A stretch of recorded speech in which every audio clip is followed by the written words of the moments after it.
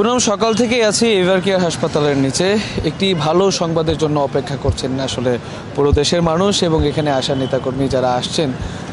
ইদানিং একটু কম, তবে তারা কিন্তু আসলে একটি ভালো সংবাদের আশায় আসেন বারবার, যে বিএনপি চেয়ারপারসন বেগম খালেদা জিয়ার যে শারীরিক অবস্থা, যে অবনতিটা ঘটেছিল এবং সেখানে স্থির হয়ে আছে, সেটা থেকে আসলে একটু উন্নতি হয় কিনা সেই আশায় কিন্তু আসলে তারা আসছেন। প্রত্যেক দিনই দেখা যাচ্ছে অনেকেই আসেন এবং এখানে দোয়া মোনাজাত করেন তার সুস্থতা কামনায়। তবে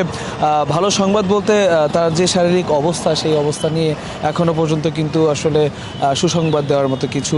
বলেননি তার ব্যক্তিগত চিকিৎসক ডক্টর AZM জাহিদ হোসেন। গতকাল বিকেল 3টা নাগাদ তিনি সবশেষ তার শারীরিক যে অবস্থা, সেই অবস্থা সম্পর্কে গণমাধ্যমে কথা বলেছিলেন এবং তখন তিনি যেটা জানিয়েছেন যে তাকে আসলে বিদেশে নিয়ে চিকিৎসা দেওয়ার মতো যে শারীরিক অবস্থা থাকা দরকার সেটা এখনও পর্যন্ত হয়নি এবং পরবর্তীতে সেই সিদ্ধান্ত তার মেডিকেল বোর্ড তার পরামর্শেই নেওয়া হবে এবং তারাই আসলে জানাতে পারবেন আসলে তাকে বিদেশে নিয়ে চিকিৎসা দেওয়া সম্ভব হবে নাকি না। এছাড়া আমরা যতটা জানতে পেরেছি যে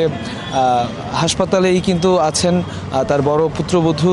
ডাক্তার জুবাইদা রহমান, তিনি কিন্তু এসেছেন তাকে দেখার জন্য এবং তার যে চিকিৎসার সব কিছু এবং বোর্ড মেম্বার যারা আছেন চিকিৎসক, তাদের সাথে কিন্তু কথা বলছেন এবং চিকিৎসার যে খোঁজ খবর সেটা নিচ্ছেন এবং বোর্ড মেম্বারদের সাথে তিনি সমন্বয় করে আসলে তার সার্বক্ষণিক যে খোঁজ খবর রাখা সেটা কিন্তু তিনি রাখছেন। এবং আমরা যতটুকু জানতে পেরেছি বেগম জিয়ার জন্য কিন্তু এয়ার অ্যাম্বুলেন্স প্রস্তুত রাখা হয়েছে বলা হয়েছে, তবে সেটা বাংলাদেশে এখনও পর্যন্ত পৌঁছায়নি, কারণ তার যে শারীরিক অবস্থা সেটা এখন স্থিতিশীল আছে, একটু উন্নতি না হলে তাকে নেওয়া যাচ্ছে না, তাই এয়ার অ্যাম্বুলেন্স বুক করে রাখা হয়েছে। তবে সেটা আসলে তার শারীরিক অবস্থার উপরে আসলে বাংলাদেশে আনা হবে। তো এখনও পর্যন্ত তার বাইরে গিয়ে যে চিকিৎসা নেওয়ার বিষয়টি সেটা নির্ভর করছে তার শরীরের উপর, একদমই অনিশ্চিত ব্যাপারটা এখনও পর্যন্ত। আর আজকে সকাল থেকে এখন পর্যন্ত তার যে ব্যক্তিগত চিকিৎসক ডাক্তার AZM জাহিদ হোসেন, তিনি কিন্তু